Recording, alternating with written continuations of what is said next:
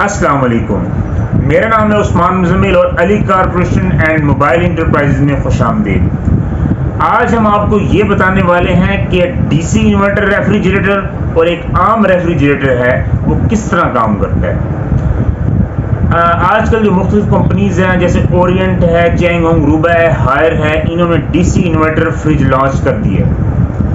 तो अक्सर लोगों को मालूम नहीं है कि ये जो डीसी इन्वर्टर फ्रिज हैं ये काम किस तरह से करते हैं।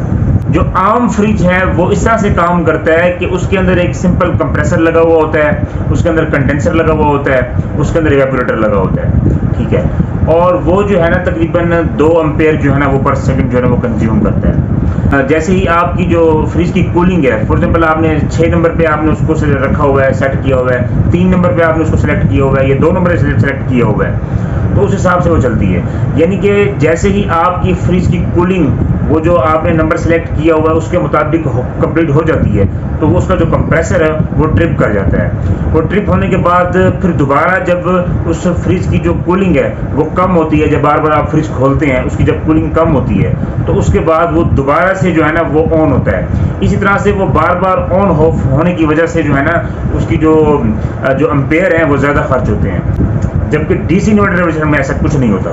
डीसी इन्वर्टर रेफ्रिजरेटर में जो है वो कंप्रेसर के साथ एक कार्ड लगा हुआ होता है। वो कार्ड जो है वो कंट्रोल करता है उसके कंप्रेसर को। जैसे ही जो डीसी इन्वर्टर रेफ्रिजरेटर है ये जो है ना ये जो काम वर्क करता है ये जो कंज्यूमर है उसकी हैबिट्स के मुताबिक काम करता है। यानी कि अगर फ्रिज है उसकी कूलिंग मुकम्मल हो चुकी है, जो आपने उसका जो टेम्परेचर है वो सेट किया हुआ है, फॉर एग्जांपल 5 पे आपने उसका जो है ना टेम्परेचर सेट किया हुआ है, तो 5 जैसे ही उसका जो टेम्परेचर है वो पूरा होगा तो उसके बाद उसका जो कंप्रेसर है वो शट डाउन नहीं होगा, उसका कंप्रेसर ऑफ नहीं होगा।